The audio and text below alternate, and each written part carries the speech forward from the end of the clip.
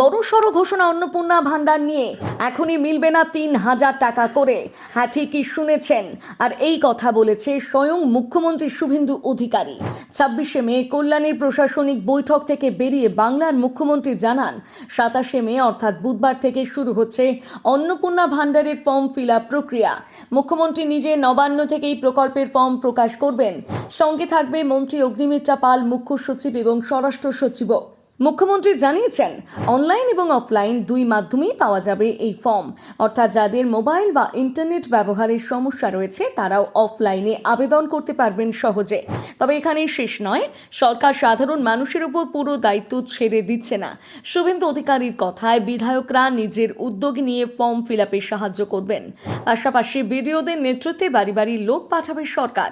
অর্থাৎ গ্রামের মানুষ হোক বা শহরের বাসিন্দা, যাতে কোনো যোগ্য উপভোক্তা বাদ না পড়ে সেদিকে বিশেষ নজর দিচ্ছে সরকার। এবার প্রশ্ন হচ্ছে, কিভাবে মিলবে টাকা? মুখ্যমন্ত্রীর দাবি, যত দ্রুত ফর্ম ফিল আপ হবে তত দ্রুত অ্যাকাউন্টে ঢুকবে টাকা। অর্থাৎ আবেদন যাচাই সম্পূর্ণ হলে উপভোক্তাদের ব্যাংক অ্যাকাউন্টে ৩,০০০ টাকা করে পাঠানো শুরু হবে। তবে যতদিন পর্যন্ত উপভোক্তাদের অ্যাকাউন্টে অন্নপূর্ণা যোজনা ৩,০০০ টাকা না ঢুকবে ততদিন পর্যন্ত পুরনো লক্ষ্মীর ভাণ্ডারের টাকা নিয়ম মেনেই পাবেন তারা। তবে এই প্রকল্প নিয়ে কড়া বার্তা দিয়েছেন মুখ্যমন্ত্রী।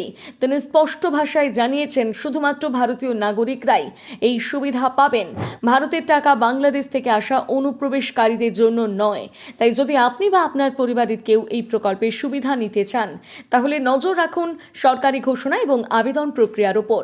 আপনার মতে অন্নপূর্ণা ভান্ডার কি বাংলার মহিলাদের জন্য বড় সুবিধা হতে চলেছে? জানাতে ভুলবেন না আপনার মতামত কমেন্ট করে।